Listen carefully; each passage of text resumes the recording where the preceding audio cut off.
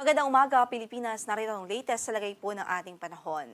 Patuloy pa rin ang pag-iral ng easterly sa buong bansa at kasalukuyan nagtutulot po ito ng mga pag-ulan sa malaking bahagi ng Visayas at Mindanao. Pero sa Luzon, mananatiling mababa po yung tsansa. Sa most parts of Luzon, mababa ang tsansa ng malawakang pag-ulan liban sa mga isolated thunderstorms sa hapon at gabi.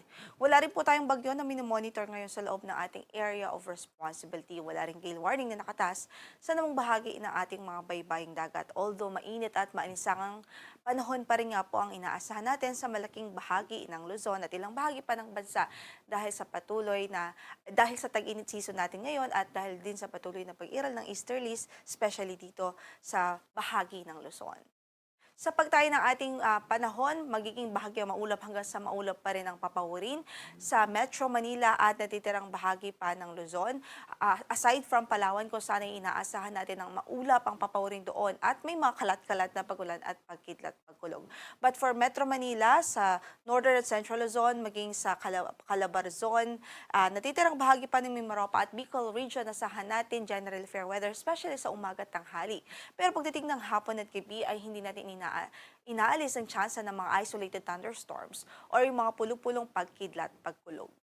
Sa Metro Manila, 22 to 35 ang inaasahang magiging agwat ng temperatura. Sa Baguio, 17 to 25, 26 to 33 sa Lawag City. Sa Tagaytay ay 23 to 33 degrees Celsius. Sa Tuguegarao ay 26 to 37 habang 24 to 32 naman sa Legazpi City.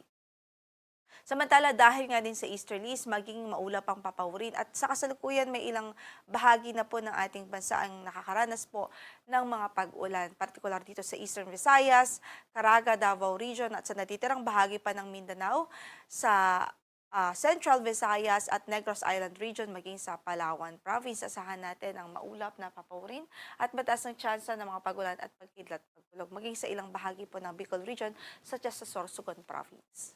So sa pagtayo naman ng ating temperatura, sa Cebu ay 27 to 31, 26 to 31 naman sa Tacloban, sa Iloilo ay 24 to 33, 25 to 31 sa Puerto Princesa City, 27 to 33 sa Kalayaan Islands, sa Zamboanga ay 25 to 33 degrees Celsius, sa Davao ay 26 to 33 habang sa Cagayan de Oro ay 25 to 32 degrees Celsius.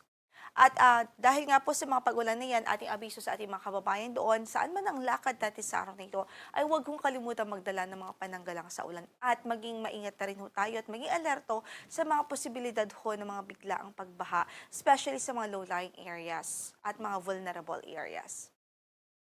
Kahapon nakapagtala ho tayo dito sa Metro Manila ng heat index na maximum na 40 degrees Celsius at nasa extreme caution level ho yan.